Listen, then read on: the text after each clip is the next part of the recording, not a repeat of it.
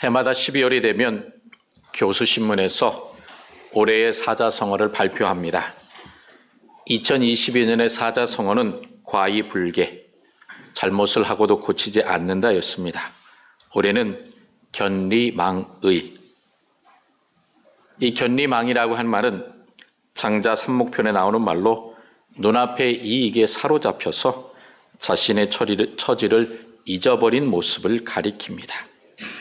그래서 왜 이 고사성어를 뽑았냐고 하니까 이렇게 설명했습니다. 지금 우리 사회는 견리망의 현상이 난무해서 나라 전체가 마치 각자 도생의 싸움판이 된 것 같다라고 말합니다. 즉 사람이 살아가면서 지켜야 할 도리를 쳐버리고 이익에 집착하고 있는 것, 이것이 바로 한국 사회라고 이야기하고 있습니다. 올해 한국 사회를 떠들썩하게 했던 분양사기, 전세사기, 보이스피싱, 그리고 묻지마 폭력, 묻지마 살인, 이런 모든 것들을 볼 때에 이익 앞에서, 자기의 즐거움 앞에서 사람들에 대한 존중과 인정 없이 함부로 대하는 그 모습들을 보게 됩니다. 그래서 이런 일을 직접 경험했거나 아니면 매체를 통해서 간접적으로 우리가 경험하면서 이 한 해를 살아왔습니다. 그러므로 참으로 많은 스트레스를 우리가 받고 살아왔다라고 이야기할 수가 있습니다. 지난 주간에 가족들과 오랜만에 한번 영화를 봤습니다. 그 영화를 보면서 그 영화에 대한 기사를 보니까 영화를 보고 나서 사람들의 심박수가 높아지고 스트레스 지수가 높아졌다고 하는 영화를 봤습니다. 그래서 영화를 보고 나서 실제로 저도 한번 심박수를 재봤더니 평소보다 많이 올라가 있더라고요. 그래서 스트레스 지수가 얼마나 되나 측정을 해봤더니 최고를 찍고 있었습니다. 그러면서 단지 영화만 한 편 보았을 뿐인데 그 영화를 보면서 이렇게 제 마음에 불편함이, 스트레스가 많았구나라는 생각이 들었습니다. 그런데 그 생각을 저만 한 게 아니라 많은 사람들이 똑같이 경험을 했더라고요. 즉 누구나 살아가면서 이 사회 속에서 경험하는 사회 현상은 공통적일 것입니다. 왜냐? 우리 마음속에 인성이라고 하는, 사람의 성품이라고 하는 것 속에 하나님께서 주신 하나님의 형상, 송년주일에 말씀드린 것처럼 영원을 사모하는 마음을 우리들에게 주셨기 때문에 우리들은 의로운 삶, 정직한 삶, 올바른 삶에 대한 그러한 생각들, 그리고 그러한 것들을 추구하고 있는데 올 한 해 우리 사회는 이익을 보면 그 의로움, 정직함을 잊어버리면서 우리가 살아왔다라고 하는 것입니다.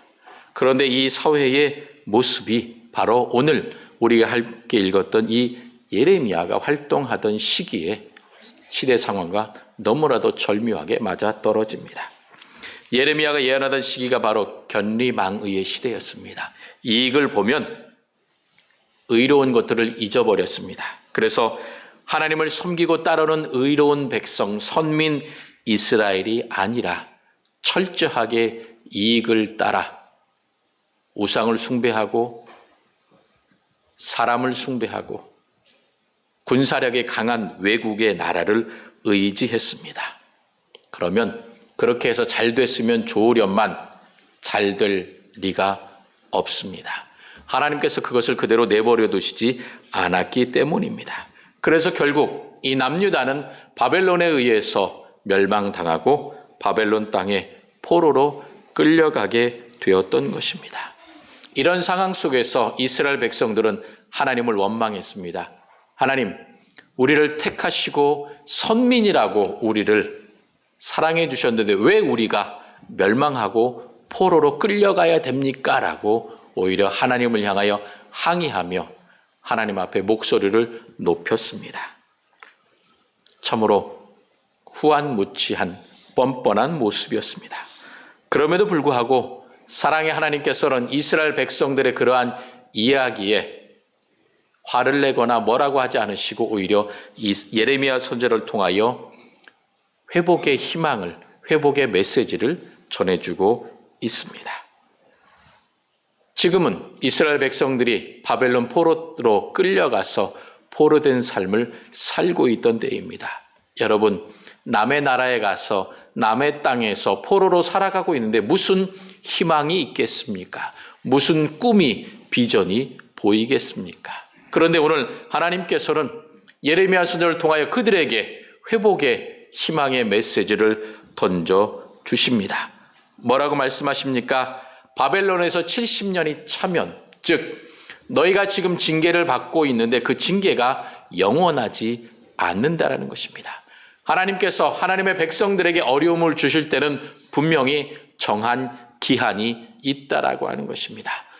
이스라엘 백성들에게는 70년이라고 하는 기한을 정해주셔서 그 70년이 차면 하나님께서 너희를 다시 이곳으로, 즉 하나님께서 세워주시고 약속해 주셨던 가나안 땅, 축복의 땅, 젖과 꿀이 흐르는 땅으로 돌아오게 해 주시겠다라고 하는 것입니다.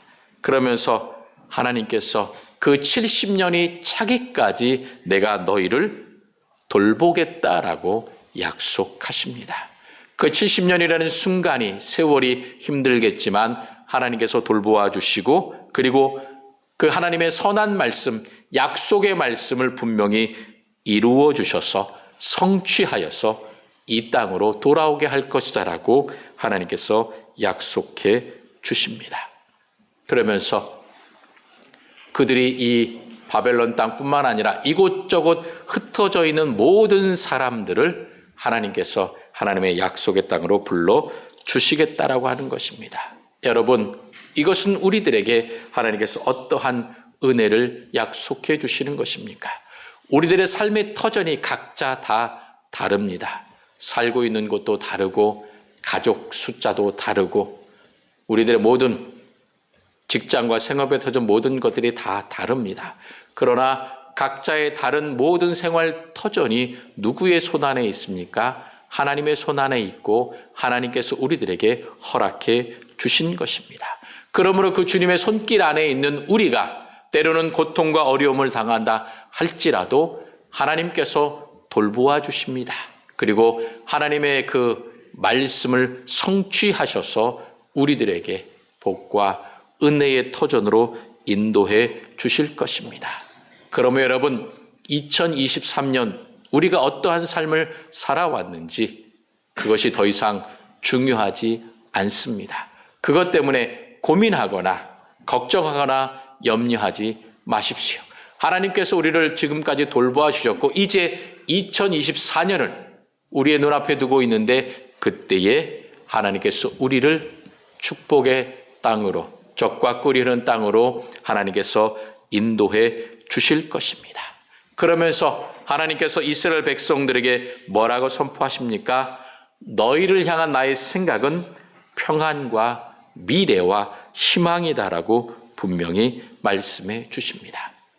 포로로 끌려가 있는데 하나님, 지금 포로로 있는 이곳에 무슨 희망이, 꿈이, 비전이, 평안이 있겠습니까? 라고 생각할지 모르지만 그러나 하나님은 말씀하십니다. 내가 너희를 창조하였기 때문에, 너희는 내가 택한 선민 이스라엘이기 때문에 너희를 향한 생각은 나만이 안다라고 하나님께서 말씀하십니다. 그러면서 너희를 향한 생각은 평안, 미래, 희망이라고, 꿈을 준다라고 우리들에게 말씀해 주십니다. 하나님께서 약속하신 것은 재앙이 아니라 평안입니다. 평안이라고 하는 말, 우리들의 삶의 터전에 평안하고 안전하고 기쁨이 넘친다고 하는 것입니다. 사람이 줄 수 없고 세상이 가져다 줄 수도 없는 그러한 평안, 평강을 하나님께서 우리들에게 약속해 주셨습니다. 2024년 하나님께서 약속하신 평안이 여러분의 모든 삶의 터전에 충만하시기를 주님의 이름으로 축원합니다. 그러면서 우리들에게 하나님께서 미래와 희망을 주시겠다라고 하는 것입니다. 이스라엘 백성들이 바벨론 땅에 포로로 끌려가 있지만 이제 70년이 지나면 너희들을 돌아오게 할 것이므로 그 돌아갈 때를 바라보면서 미래를 바라보고 희망을 보고 주님 안에서 꿈을 꾸고 소망하고 하나님께 나아가라는 것입니다. 여러분, 2024년 주님 안에서 주님 비전을 꿈을 보게 하시고 희망을 갖고 시작하게 하소서, 주님께 나아가게 하소서라고 하는 그런 소망을 갖고 꿈을 갖고 주님 앞에 나아갈 수 있기를 바랍니다. 2024년 시작하면서 여러 가지 계획과 꿈을 가졌는데 다 이루지 못한 것 있을 것입니다. 여러분, 더 이상 그것을 미련을 두지 마십시오. 훌훌 다 털어버리시고 이제 2024년 주님께서 나에게 주실 미래와 희망을 갖고 힘차게 여러분들이 시작하셔야 됩니다. 그러면 하나님의 뜻대로 하나님의 계획과 하나님의 미래와 희망을 우리가 갖기 위하여 우리들의 삶 가운데 주님의 꿈이 이루기 위하여 우리가 어떻게 해야 하겠습니까? 오늘 12절과 13절에 우리들에게 이렇게 말씀합니다. 내게 부르짖으며 내게 와서 기도하라는 것입니다.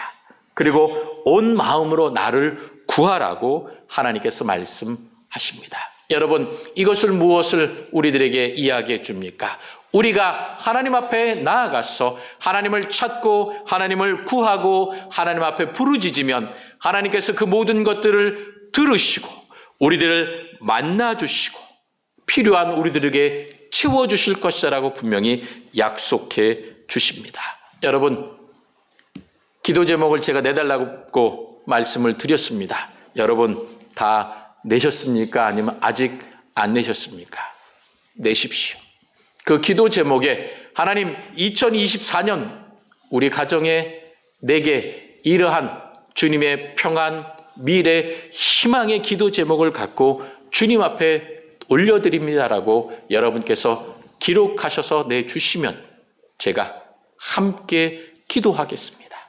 혹시 기도 제목 내놓고 내가 무슨 기도 제목을 냈는지 기억 못하실 분은 안 계실 겁니다. 왜냐? 내 마음속에 담겨져 있는 소원이기 때문에 절대로 그 기도 제목은 잊어버릴 수 없습니다. 혹시 잊어버리신 분 계시면 조용히 저에게 말씀해 주십시오. 그럼 제가 기도 제목 그대로 복사해서 여러분에게 드릴 테니까 여러분이 그걸 여러분 성경책에 끼워놓고 잊지 마시고 기도하시기 바랍니다. 여러분, 우리들의 마음의 소원, 기도의 제목, 그것을 갖고 주님께 부르짖고 기도하고 주님을 찾으면 주님께서 만나주시고 주께서 들으시고 응답해 주시겠다라고 분명히 약속해 주십니다. 여러분, 그 누가 내 이야기를 귀를 기울여 들어주겠습니까? 물론 가족들은 내 이야기를 들어줄 것입니다. 그런데 요즘 보게 되면 가족들도 서로 의사소통하기보다는 개별적으로 지내는 시간들이 훨씬 더 많아지는 것 같습니다. 그러다 보니 내가 누군가에게 이야기를 하고 이야기를 들어주고 서로 긴밀한 교제 가운데 위로하며 사랑과 은혜를 나누는 시간들이 점점점 줄어듭니다. 그렇다면 그 줄어드는 시간만큼 하나님께 기도하고 하나님을 찾아야 할 텐데 하나님을 찾지 못하고 있습니다. 그러므로 여러분, 이제 새롭게 다가올 2024년을 바라보면서 하나님, 내가 하나님께 부르짖습니다. 하나님을 찾습니다. 하나님, 내 부르짖음에 들으시고 내가 찾을 때에 나를 만나 주십시오라고 여러분께서 간절히 고백하며 기도해야 할 것입니다. 주님께서는 분명히 약속해 주셨습니다. 부르짖고 내게 와서 기도하면 내가 듣겠다라고 약속해 주셨습니다. 그리고 너희가 온 마음으로 나를 구하면 나를 찾을 것이요 만날 것이라고 약속하셨습니다. 여러분, 온 마음입니다. 내 마음이 한쪽은 하나님, 한쪽은 세상, 한쪽은 사람, 한쪽은 다른 곳에 이것저것 양다리를 걸친 것이 아니라 내 마음 중심에 온 마음으로 하나님을 찾으면, 하나님께 구하면 하나님께서 나를 만나 주시겠다라고 약속해 주셨습니다. 그러므로 2024년을 시작하면서 하나님, 내가 주님께 부르짖습니다. 내가 주님을 찾습니다. 주님, 나를 만나 주시고 응답해 주시고 주님의 사랑의 손길로 이끌어 주십시오. 인도해 주십시오. 여러분이 간절히 기도하면서 나아갈 때에 하나님께서 예비해 주신 평안과 미래와 희망이 여러분들에게 주어지게 될 것입니다. 그래서 오늘 주보에 2024년을 소망하는 기도를 우리가 함께 드렸습니다. 매 달마다 이러이러하게 해달라고 기도했습니다. 여러분, 이 기도문을 여러분의 책상 위에 올려놓고 늘 기도하십시오. 주님, 이렇게 해주십시오. 이렇게 해주십시오. 그러면서 또한 여러분의 기도 제목을 갖고 간절히 기도할 때에 하나님께서 그 기도에 응답해 주실 것입니다. 우리는 이 세상에 소망을 두고 살아가는 사람이 아닙니다. 우리는 영원한 천국 하나님 나라를 바라보면서 살아가는 사람입니다. 그러므로 이 2024년 주님께 감사하면서 마무리하시고요. 2024년은 주님께서 내게 주실 평안과 미래와 희망을 마음속에 품고 기도와 기대로 맞이하는 축복의 자녀들, 응답의 자녀들이 다 되시기를 주님의 이름으로 축원합니다.